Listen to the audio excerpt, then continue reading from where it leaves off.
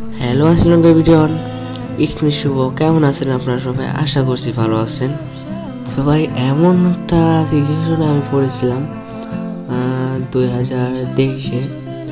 তখন মনে করো ভাই, মানে আমি কোন দিকে যাবো আমি নিজেও জানি না। এই ভালোবাসার দিকে গেলে ফ্যামিলির কাছে খারাপ হয়ে যাব, ফ্যামিলির কাছে যদি ভালো সাথে যাই আমার ভালোবাসাটা পাওয়া হবে না।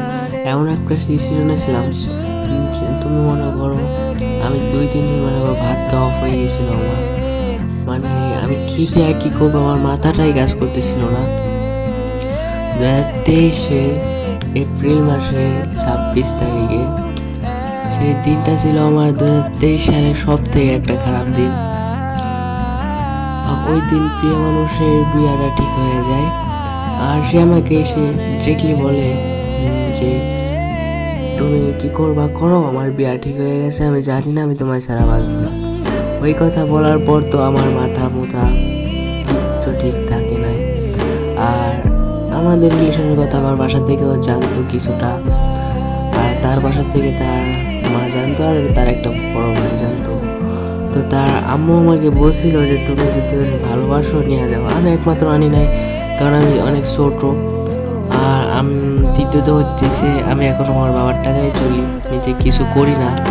যদি হয়তো বা নিজে কোনো জব বা কোনো কাজ করতাম হয়তো বা তাই আমি পাইতাম। হ্যাঁ, আমি তার দোষ দিব না, সে আমাকে বলছিল পালাই যাওয়ার জন্য, কিন্তু আমি যাই না। জাস্ট ফ্যামিলির দিকে তাকায় গেলে ফ্যামিলির কাছে খারাপ হবো, বাট বাবার মান সম্মান আছে। মানে এই বয়সে যদি আমি কোনো কাজ করতাম বা কোনো জব করতাম তাইলে আমি নিয়ে আসতাম। আর তোমাকে আমি একটা কথাই বলতে চাই, তুমি আমাকে ভালোবেসেছিলা ঠিকই, তুমি ইচ্ছা করলেই বিয়েটা না করতে পারতা, কারণ তুমি একবারও চেষ্টা করো নাই বিয়াটা ভাঙার। আর তুমি আমার সাথে এতটাই খারাপ ব্যবহার করছো, সেই সেটা তুমি অনেক ভালো করে জানো যে তুমি কি করছো। আমি তোমাকে দোষ দিব না, মানে আমার ঠকাইছো তো, তাই না? ঠকায় খুশি তো তুমি, আল্লাহ তোমার বিচার করবে। তো সবাই ভালো থাকবে।